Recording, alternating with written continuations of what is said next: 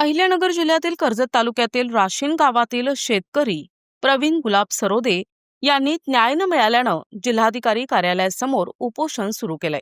आपल्या मागण्या मान्य न झाल्यास आत्मदहन करण्याचा गंभीर इशारा त्यांनी दिलाय.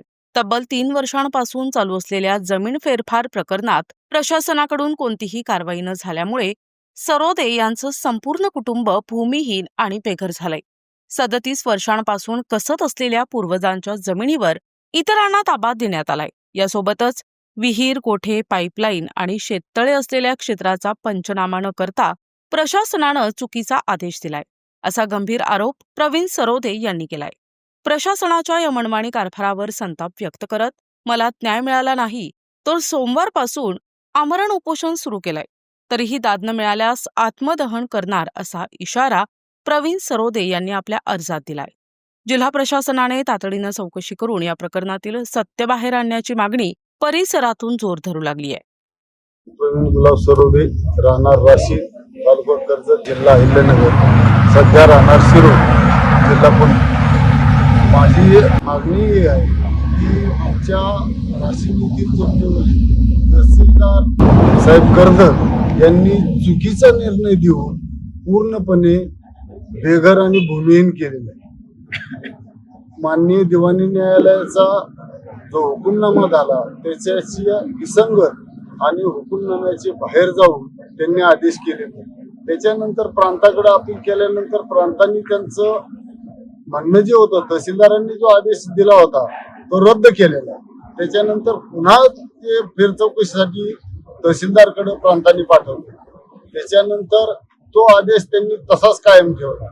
पुन्हा आम्ही माननीय जिल्हाधिकारी साहेब अहिल्यानगर यांच्याकडे अपील दाखल केले. त्या अपिलाचा निकाल 27/7/2022 रोजी लागला.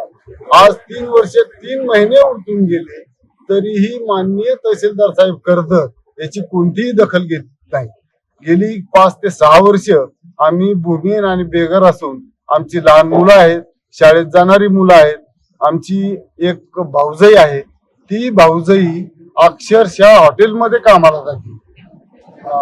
आणि लहान म्हणजे शाळेत जाणाऱ्या मुलांचं काय अस्तित्व होणार आहे याच्यामध्ये.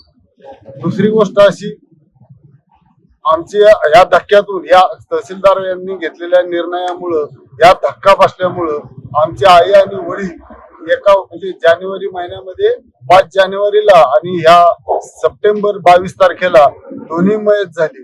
अक्षरशः आम्हाला त्या माहिती अहमदनगर इथे आणून अमरधाम इथे करावं लागलं. मग ही तहसीलदाराची चूक की आमची चूक? आणि भारतीय संविधानामध्ये एखाद्या व्यक्तीला, शेतकरी कुटुंबाला पूर्ण बेघर आणि पूर्ण भूमिहीन करता येतं का? याच्या बाबतीत संपूर्ण म्हणजे तलाठी, तहसीलदार, प्रांत ऑफिस, जिल्हाधिकारी, पालकमंत्री, महसूल मंत्री, तुमचे मुख्यमंत्री, उपमुख्यमंत्री यांना सगळ्यांना प्रति दिलेले आहे. यांचा कोणीही काही दखल घेत नाही. त्यामुळं मी हे उपोषण करत आहे. उपोषणामध्ये जर काही निर्णय झाला नाही तर मी याच ठिकाणी आत्मदहन करणार आहे. जय हिंद, जय महाराष्ट्र. प्रतिनिधी मुकुंद भट, NTV न्यूज मराठी, अहिल्यानगर.